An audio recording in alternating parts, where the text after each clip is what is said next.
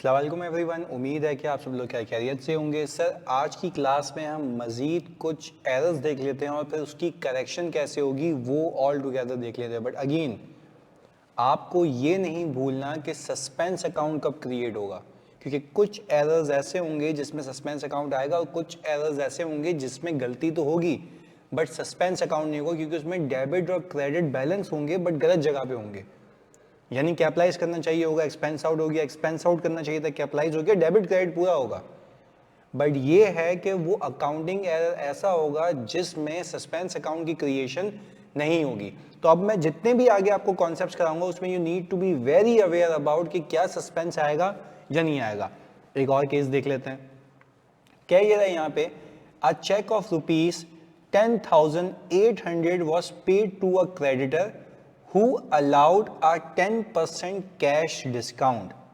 वो बोल ये रहा है कि भाई आप अभी इस एंट्री में ये देखने वाले हैं कि आपने ऑल टुगेदर कैश पे किया है, सही जी, या बैंक को क्रेडिट किया है कितने से, 10,800 से। सही जी, जो कह रहा है वो करते जाते ताकि समझ आ जाए। सही है। और ये जो 10% की डिस्काउंट के बाद की पेमेंट है, यानी यहां पे लिख भी देता हूं मैं, आफ्टर 10% डिस्काउंट, ये आपने पेमेंट की हुई है। सही है जी। अच्छा, अब इसके आगे देखते हैं कहानी किस्सा क्या है। तो जब मैं किसी भी क्रेडिटर को पे करूंगा तो जाहिर सी बात है मैं अपना ट्रेड पेएबल या स्लैश क्रेडिटर को डेबिट करूंगा, और मैं ऊपर लिख देता हूं सर यहाँ पे जो मैं मेहनत कर रहा हूं वो ये कर रहा हूं कि भाई एंट्री टू बी मेड, इसके ऊपर मेहनत चल रही है कि भाई एंट्री बननी क्या चाहिए थी। अच्छा, ट्रेड क्रेडिटर लॉजिकल सी बात है, ट्रेड क्रेडिटर लॉजिकल सी बात है कि वो होंगे ज़्यादा, क्योंकि आप मेरी बात को समझें ना, सीखें समझें, सुकून से इसको मेरी बात को भेजे में फिक्स करें। आपने जब माल खरीदा होगा तो क्या एंट्री बनाई होगी, इन्वेंट्री या परचेजेस डेबिट और ट्रेड पेएबल क्रेडिट पूरी अमाउंट से विदाउट एनी डिस्काउंट, क्योंकि उसने कहा कि अगर आपने आज उसको 10 पैसे दिए तो आपको डिस्काउंट मिल रहा है। ऊपर देखो लिखा हुआ क्या है, a cheque of rupees 10,800 was paid to a creditor who allowed 10% cash discount, यानी उसने कहा कि भाई आप आके मुझे पैसे दे के जा रहे हैं, 10% की आपको माफी है। तो जो आपने माल खरीदा होगा वो तो महंगा खरीदा होगा ना।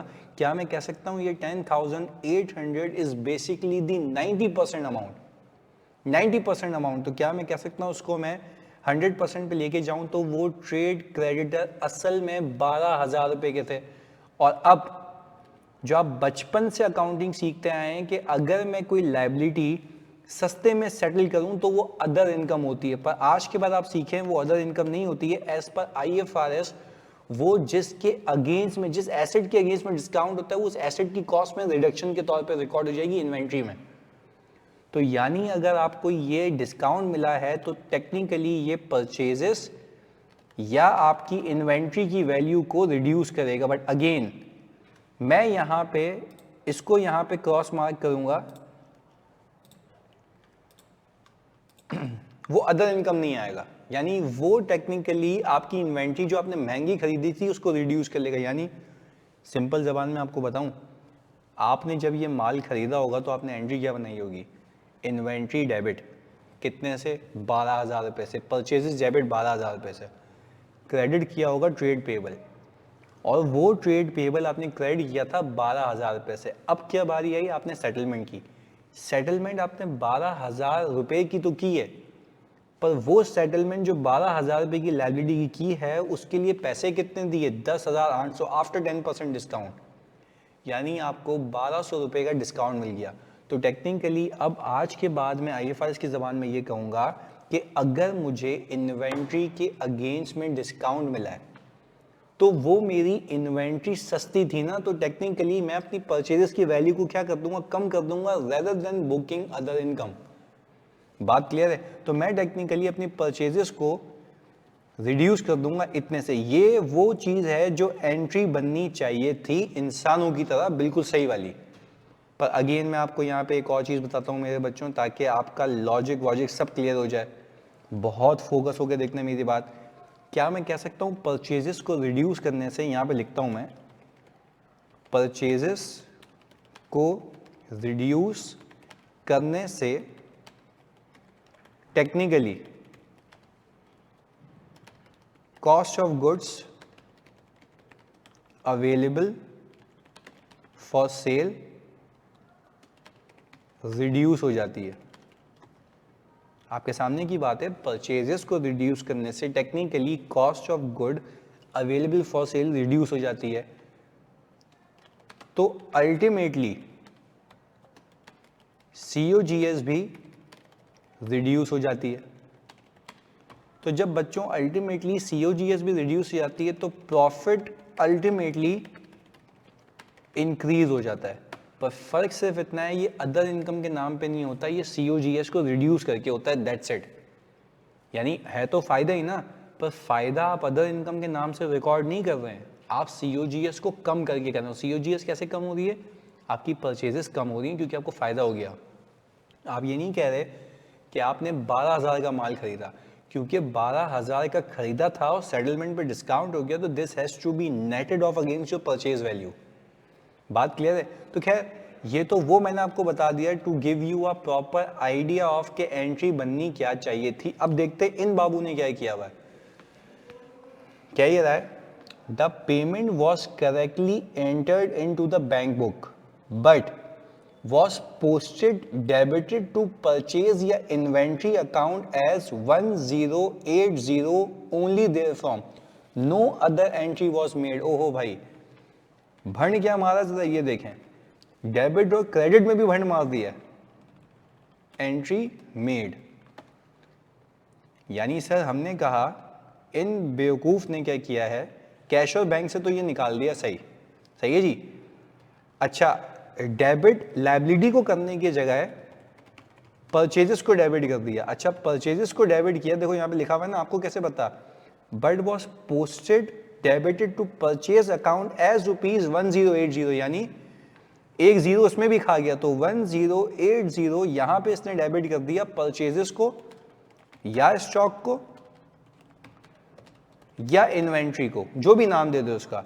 और सर आप मुझे एक बात बताएं, इस हालात को देख के, इस हालात को देख के अगर आप मुझे बात बताएं, तो अगर आपको लगता है कि ये वाली चीज़ ये निशानदेही कर रही है कि क्रेडिट ज़्यादा है और डेबिट कम है, तो बाकी क्या हुआ होगा?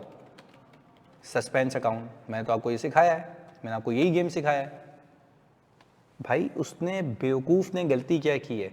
क्रेडिट से ही पार्क किया है, पर डेबिट जो किया है, अगर परचेजेस को डेबिट करता है इतनी अमाउंट से, तो मैं कहता है डेबिट क्रेडिट की अमाउंट मैच है पर अकाउंट गलत है।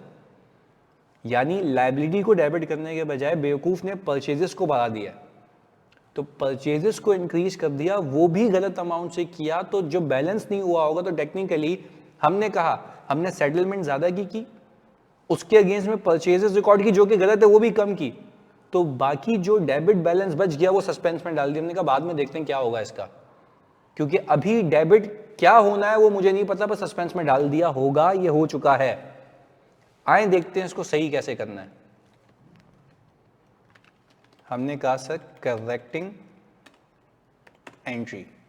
करेक्टिंग एंट्री क्या होगी देख लेते हैं। अच्छा भाई, करेक्टिंग एंट्री के अंदर पहले आप अगर एक एक करके फोकस करें तो आई बिलीव कि कैश तो बिल्कुल सही है, इस पे तो कोई पंगा नहीं है, ये जो ग्रीन है सही है जी। सबसे पहले मैं आपको कहूं कि ट्रेड पेएबल या क्रेडिटर खत्म हो जाना चाहिए था कितने से? 12,000 पैसा वो खत्म करें, क्योंकि नहीं हुआ हुआ, कसम से नहीं हुआ हुआ, आप खत्म करें। अच्छा, आप अपनी परचेजेस को क्रेडिट करें। अच्छा सर बात समझिएगा सुकून से, यहाँ पे आपके लिए वर्किंग कर रहा हूँ। परचेजेस आपकी 1080 से डेबिट हुई हुई हैं, जो कि गलत है। 1080 से डेबिट हुई हुई है, जो कि क्या है? गलत है। मैंने कहा परचेजेस को हटाओ, परचेजेस को इसको हटाने के बाद मजीद 1200 रुपये का डिस्काउंट बुक होना चाहिए था, आपकी परचेजेस कम होनी चाहिए थी। तो मैंने कहा सर अगर मैं यहाँ पे 1080 की परचेजेस रिवर्स करूँ जो कि गलत बुक हुई है पहले वो, और फिर रिड्यूस करूँ जो कि होनी चाहिए थी, कितनी हो गई है? 2280। और मैंने कहा कि अब मेरा जो सस्पेंस अकाउंट है वो ख़त्म करें सर, 9720। तो अगर मैंने कहा कि भाई मैंने कैश एंड बैंक तो बिल्कुल सही किया हुआ है और मैं 9720 और इन दोनों को सम करूं तो देखिए मेरी एंट्री बैलेंस होती है 12 हज़ार रुपये से। तो सर इस एंट्री का क्रक्स क्या है? इस एंट्री का क्रक्स ये है कि सस्पेंस अकाउंट को आपने 9720 से ख़त्म किया जो कि बिला वजह डेबिट हुआ था। फिर मुझे याद आया कि 9720 से जो बिला वजह मैंने डेबिट किया हुआ उसको ख़त्म कर दिया, this is no more suspense. मुझे पता लग गया कि मेरी परचेजेस 1080 से बिला वजह डेबिट हो गई थी, पहले उसको कटाया। फिर मैंने कहा कि भाई 1200 रुपये का डिस्काउंट बुक नहीं हुआ जो कि हो जाना चाहिए, मैंने कर लिया, देखो ये रहा 1200 का। लायबिलिटी रिवर्स नहीं हुई थी, मैंने वो कर दी और मेरी एंट्री ये बैलेंस हो गई। अब इस पूरी एंट्री का आपके प्रॉफिट के ऊपर इम्पैक्ट है 2280 का, यानी मैं लिख रहा हूं आप लोगों के लिए, profit will be increase by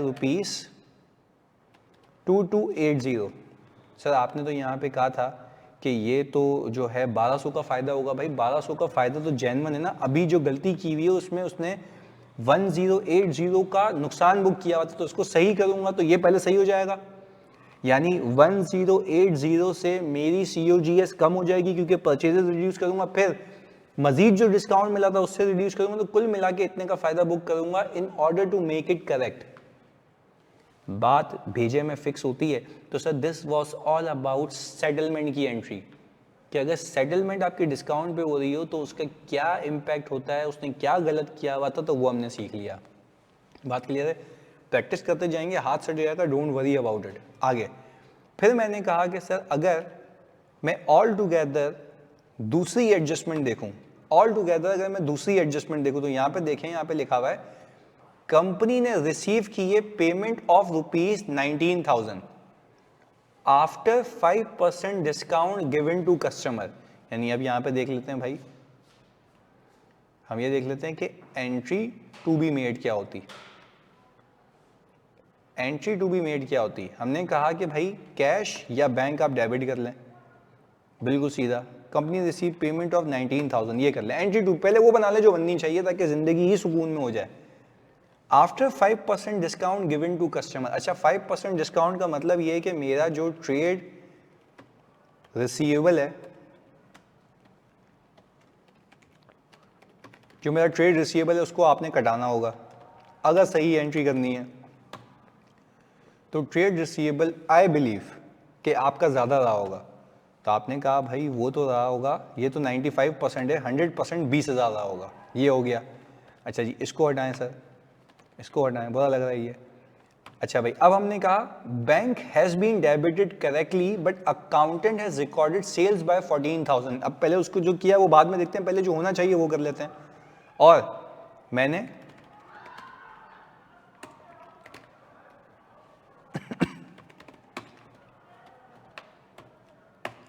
discount expense, अच्छा अब जो क्योंकि IFRS 15 आपके कोर्स का पार्ट नहीं है, वो FAR 2 में है, तो वो कहता है इसको सेल्स में भी एडजस्ट कर सकते हो। यानी आपने कहा कि भाई आपने पहले सेल्स बुक की होगी, trade receivable debit sales credit, again repeat कर रहा हूँ, फोकस होकर देखना, trade receivable debit sales credit आपने पूरे 20,000 से की होगी, पर आपने 20,000 रुपये में से 1,000 रुपये का डिस्काउंट दे दिया, तो वो 1,000 रुपये का डिस्काउंट आप टेक्निकली एक्सपेंस के तौर पर बुक कर लें या सेल्स को कम कर दें, बात एक ही है। ये एंट्री बननी चाहिए थी। अब हम देख लेते हैं एंट्री मेड बनी क्या है। बाबू ये कह रहे हैं कि 19,000 रुपये bank has been debited correctly, bank में डेबिट पैसा सही हो चुका है, बट रिसीवेबल को क्रेडिट करने के बजाय बेवकूफ ने सेल्स को क्रेडिट, देखो क्या लिखा हुआ, अकाउंटेंट रिकॉर्डेड सेल्स बाय ₹14,000, बेवकूफ ने वापस से सेल्स बुक कर ली। तो सर मेरे ख्याल से तो फिर ये आपका सस्पेंस आ गया होगा, ये कह रहा हूं। तो मैंने कहा डेबिट आपका ज़्यादा, क्रेडिट आपने फजूल पार्क किया, गलत पार्क किया, रिसीवेबल की जगह सेल्स पार्क कर ली, जो भी पार्क किया डेबिट क्रेडिट मैच नहीं होगा। तो मैंने कहा इस डेबिट के अगेंस्ट में क्रेडिट अगर कम है तो एक unidentified balance credit balance suspense account का है। अब हम करेंगे करेक्टिंग एंट्री, सिंपल एक फंडा है, जो हुआ है वो कर लिया, जो होना चाहिए था वो कर लिया, दोनों का डिफरेंस, एडजस्टिंग एंट्री बना दो मेरी जान। तो मैंने कहा इसके बाद बच्चों, मैंने कहा देखें कैश का तो पंगा नहीं है, इसको भी ग्रीन करो, इसको भी ग्रीन करो, नो पंगा सर, बिल्कुल सही है। फिर हमने कहा कि भाई इसका पंगा नहीं है तो इसको हटा दो सर, बिला वजह यहाँ पे आया हुआ है।